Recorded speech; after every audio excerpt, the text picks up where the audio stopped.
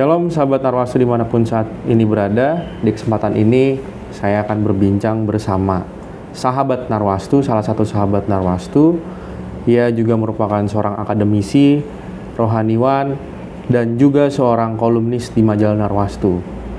Beliau ini merupakan seorang penyiar juga di radio, dan kita sapa saja langsung Bang Pendeta Dr. Tema Adiputra Harefah. Selamat sore. Salam, selamat sore juga. Ya, perlu diketahui juga oleh para sahabat Narwastu, Bang Tema ini merupakan salah satu tokoh Kristiani inspiratif di tahun 2014. Ya, Bang Tema, kan dari ciri khas majalah Narwastu ini setiap tahun secara rutin kita memilih 21 tokoh Kristiani, dan memang ada kriteria-kriteria tertentu yang diberikan oleh majalah Narwastu. Abang juga sempat masuk di sana dan terpilih di sana. Menurut Abang sendiri, bagaimana pendapat Abang terkait dengan pemilihan ini dan tentang tokoh-tokoh yang sudah terpilih saat ini?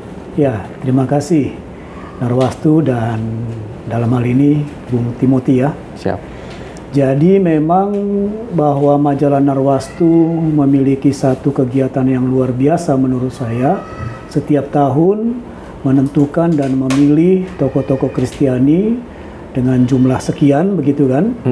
Itu merupakan satu, katakanlah, inisiatif yang luar biasa. Karena saya juga termasuk yang suka melihat-lihat isi majalah Kristiani ya, di Indonesia ini, dan saya terkejut ketika itu muncul Narwastu adalah pelopornya. Nah, mengapa saya katakan saya terkejut? Terkejut karena dari sisi lain itu sangat positif ya. Keberaniannya juga luar biasa. Dan ketika saya amati siapa-siapa yang dipilih ternyata memenuhi kriteria tertentu. Dan hebatnya lagi, menurut saya pribadi, dari berbagai kalangan atau profesi. Nah, jadi itu adalah satu kegiatan atau program kerja Narwastu yang setiap tahun menurut saya kita layaklah mengatakan puji Tuhan, dan biarlah itu selalu ada. Karena yang melakukan ini adalah majalah ya, bukan organisasi. Kan beda ya, organisasi dengan majalah. Artinya majalah dia lebih katakanlah sendiri, tetapi sendiri yang berwawasan luas. Nah, tentunya ketika seseorang terpilih sebagai tokoh Kristiani versi majalah Narwastu, ada satu perasaan tersendiri ya, Bung Timothy ya. Dan saya pikir perasaan ini semua tokoh-tokoh yang pernah terpilih pasti ada. Yang pertama adalah terkejut, tidak pernah menyangka, ya kan? Dan biasanya akan diikuti dengan pertanyaan, mengapa saya? Ya kan? Tapi setelah akhirnya dijelaskan, terjawablah mengapa saya itu, ya kita aminkan saja. Saya berani mengatakan ini karena saya sendiri juga mengalami, Bung Timothy. Ketika Bung Jonro mengatakan, Bang Tema, nanti di 2014 edisi Narwastu bulan Desember akan ada nama Bang Tema dari salah satu dari 21 yang terpilih itu. Langsung saya mengatakan tidak salah pilih, ya kan? Tetapi ketika dikasih tahu alasannya dan ada profil tokoh-tokoh itu, saya bacakan di situ, mencerdaskan umat melalui radio rohani. Lalu saya merenung, oh ternyata hal-hal seperti ini tidak luput ya dari pengamatan-pengamatan media yang dalam hal ini secara khusus adalah Narwastu kan begitu ya. Dan itu memang secara pribadi puji Tuhan saya lakukan bertahun-tahun. Hampir tiap hari dulu ketika saya full timer di Radio Pelita Kasih, ya memberikan edukasi-edukasi rohani. Nah, jadi intinya adalah bahwa pemilihan tokoh-tokoh Narwastu oleh tokoh-tokoh Kristiani oleh majalah Narwastu itu adalah satu kegiatan yang sangat baik sekali, dan itu namanya juga memberi berkat ya kepada tokoh-tokoh yang terpilih dari berbagai kalangan. Hidup ini kan saling memberkati. Tokoh-tokoh itu juga baru kita tahu, oh ternyata dia memiliki skill yang luar biasa ya. Ternyata mereka sudah terjun mengabdi, memberkati di berbagai tempat, di daerah lokasi dan beberapa lokasi dan sebagainya itu. Jadi saya mengatakan ini puji Tuhan ada kegiatan seperti ini. Demikian Bung Timothy. Oke, Bang. Abang juga merupakan sahabat Narwastu lah ya. Di mana nanti tanggal 8 September 2023 ini akan ada reuni bersama dengan sahabat Narwastu, dan saya ingin menanyakan tentang harapan Abang dari acara ini dan harapan Abang tentang sahabat-sahabat Narwastu, karena majalah Narwastu juga ada sampai saat ini kan karena dukungan dari para sahabat-sahabat ini, Bang. Ya, terima kasih. Jadi kan pada perkembangannya kan pertama kali itu yang namanya tokoh-tokoh Kristiani itu kan berkumpul ya dalam satu wadah, maaf, yang disebut dengan komunitas Forkom Narwastu. Iya. Ya, dan itu sudah sekian tahun berjalan dengan berbagai kegiatannya, dan memang secara khusus itu adalah kumpulan atau komunitas tokoh-tokoh yang terpilih menjadi satu keluarga besar. Dan ada pengurusnya sedikit, beberapa orang yang mengadakan diskusi-diskusi grup ya, yang sifatnya mengangkat membicarakan masalah-masalah kebangsaan dan kekristenan. Itu sudah berlangsung lah ya.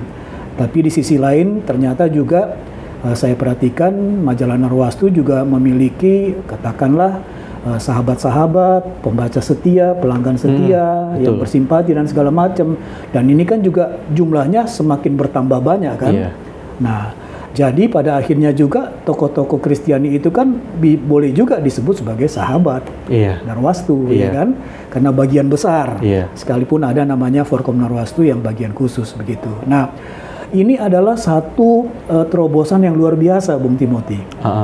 Bagaimana bisa ya kalau kita bertanya satu majalah rohani bisa mengumpulkan tokoh-tokoh yang dipilihnya untuk ada satu sarana berkomunikasi, dan bukan hanya sekedar berkomunikasi, mereka berbagi ilmu, berbagi keterampilan, berbagi kemampuan yang telah ada selama ini, dan itu namanya saling melengkapi kan. Jadi dengan adanya katakanlah sahabat Narwastu, Forkom Narwastu, maka ketika terjadi pertemuan dan berkumpul, itu menurut saya hal yang sangat luar biasa. Saya jujur mengatakan semakin bertambah teman-teman saya dari kalangan-kalangan Kristiani. Mulailah saya mengenal, oh ternyata advokat-advokat Kristen itu banyak ya, yang tanda petik hebat-hebat begitu ya. Mulailah saya kenal jenderal bintang 3, bintang 2, bintang 1, yang masih aktif maupun yang pensiun, gembala-gembala sidang, ketua sinode, profesional lain dan sebagainya. Itu kan tidak mungkin bisa saya alami kalau itu bukan karena Narwastu yang mewadahinya. Nah, persoalannya adalah ketika ini sudah berlangsung sekian tahun, apakah sering bertemu atau tidak? Ya kan, pertemuan memang ada melalui katakanlah diskusi-diskusi resmi, diskusi kelompok. Tetapi perlu juga kan satu kegiatan yang lebih luas, lebih banyak, dan sifatnya lebih kekeluargaan. Nah, ketika saya dengar informasi dari Bung Jondro, pemimpin majalah Narwastu, bahwa akan diadakan reuni, ya dengan sekaligus juga silaturahmi begitu ya, dengan tokoh-tokoh Kristiani nanti 8 September hari Jumat di satu tempat di Jakarta Selatan, saya sangat-sangat senang sekali mendengarnya. Dan tentu harapannya adalah kiranya seluruh tokoh-tokoh Kristiani dan sahabat Narwastu yang sudah jadi keluarga besar sahabat Narwastu ini ya boleh hadir, dan sangat perlu hadir supaya kita kembali bisa melepas kangen-kangennya itu, ya kan? Dan saya ingat juga di situ tetap kita selalu mengutamakan ada makanan rohani kan?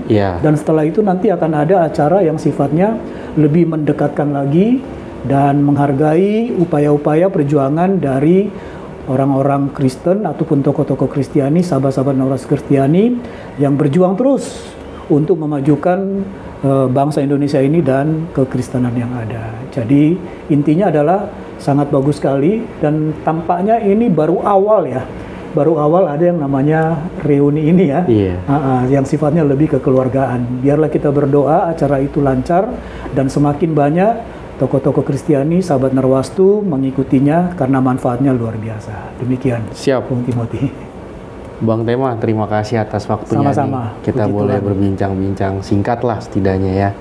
Baik, demikianlah bincang-bincang singkat kami bersama dengan Bang Pendeta Dr. Tema Adi Putra Hareva. Kami juga mengingatkan kepada para sahabat Narwastu untuk mensubscribe video channel YouTube channel kami Majalah Narwastu dan men-share setiap video-video kami. Kami undur diri, terima kasih, shalom, Shalom. Salam kasih Narwastu, Tuhan Yesus memberkati. Yesus memberkati.